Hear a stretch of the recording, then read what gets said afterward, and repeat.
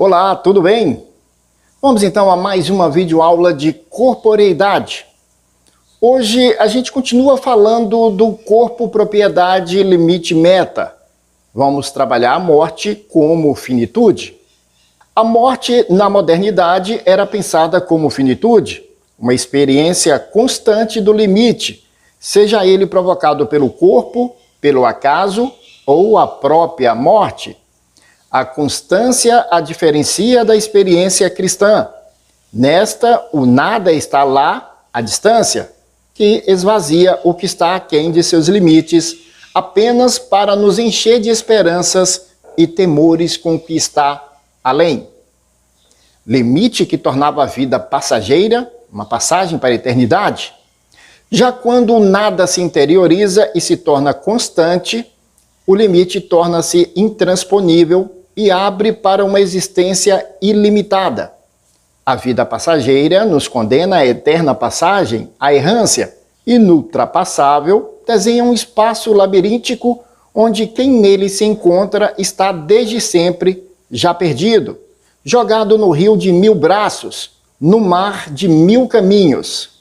A experiência do limite insuperável era o que permitia justamente pôr em questão os limites que a sociedade impõe às experiências que cada um pode ter de si mesmo, dos outros e do mundo.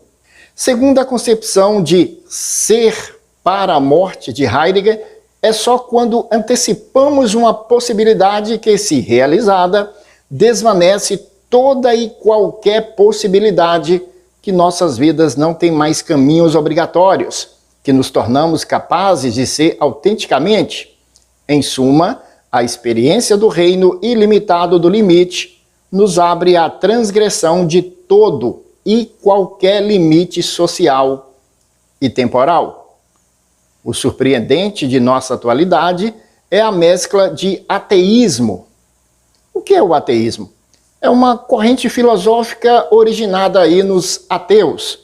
O ateísmo busca provar de diversas formas que Deus e nenhuma divindade existem, e retorno do limite à distância. Afinal, não é preciso grande argúcia filosófica para observar que é a crença no além o que torna a morte uma linha longínqua, separando dois reinos, duas formas de tempo, o efêmero e o eterno. Nosso ateísmo é suficiente pensar no debate ético-legal acerca da obrigação dos mortos de doarem seus órgãos para os vivos. Sabe-se que a existência de ossadas é um dos critérios da antropologia, ciência que se dedica ao estudo aprofundado do ser humano para marcar o início da cultura. Implicaria a consciência da morte e a crença na vida após a morte. Hoje, porém, o cadáver não precisa ser preservado. Deveria sim, dizem os filósofos e médicos, pode ser retalhado para uso dos vivos. Apesar dessa preferência pelo aqui e agora, dois acontecimentos colocaram a morte à distância. Antes desses acontecimentos, deixa eu dar uma passada aí no que já falamos. A questão da morte na modernidade como finitude é aquela questão: eu posso, eu faço. Ou muitos vivem da seguinte forma, aproveitando a vida como se fosse o último dia. Então eu posso fazer tudo, independente se está certo ou errado, mas eu preciso viver. Só que isso aí implica consequências. Você vai viver o hoje como se não houvesse o amanhã. Mas se houver o amanhã? E as consequências das atitudes de hoje, como ficam? Então é preciso ter uma maturidade muito grande para colocar isso em prática.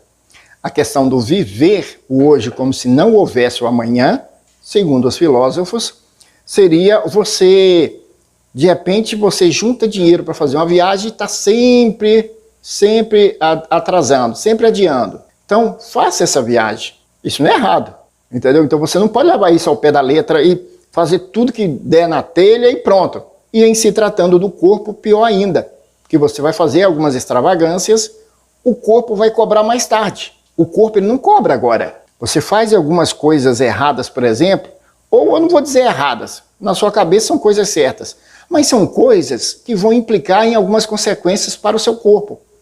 E o corpo, ele não vai te cobrar agora, ele vai cobrar lá na frente. Por isso que nós temos alguns casos em que tem pessoas que envelhecem mais cedo e pessoas que envelhecem mais tarde. Quando eu falo envelhecer, é a questão da aparência, da estética.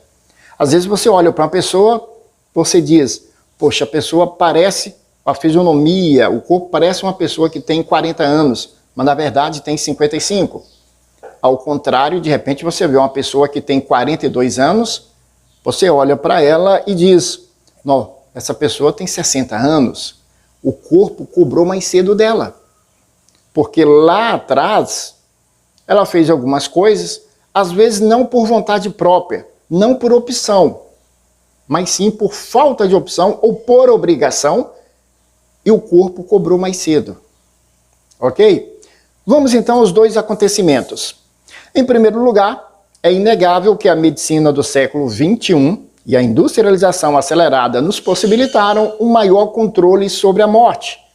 Nós vimos aí o avanço da medicina, doações de órgãos, nós falamos aí agora há pouco, tem a questão dos transplantes, a questão de manter a pessoa viva por um certo tempo através de aparelhos.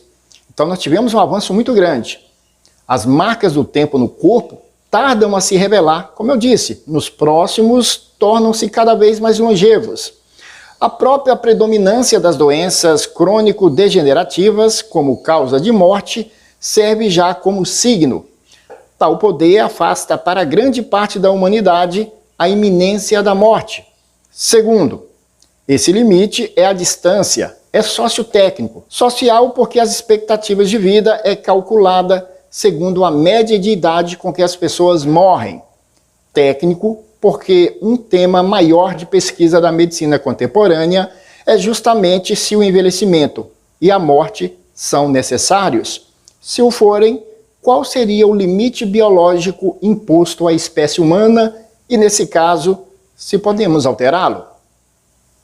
Bom, só para fechar, a gente fala muito essa questão do corpo limite, do se cobrar, o corpo cobra mais cedo ou mais tarde, mas antigamente o pessoal mais idosos, eles tinham uma mentalidade seguinte, morria-se mais novo, a pessoa morria com 40, 50 anos, e o pensamento de finitude deles era o seguinte, morreu porque está na hora, morreu porque chegou a hora, viveu bastante. Então não tinha esses questionamentos, poderia ter vivido mais. De que morreu? Muitos nem sabiam, não procuravam saber, porque na cabeça deles morreu porque chegou a hora, porque já viveu o suficiente. Então esses pensamentos que foram mudando ao longo dos anos. E assim nós encerramos mais uma videoaula de corporidade. Até a nossa próxima aula. Até lá!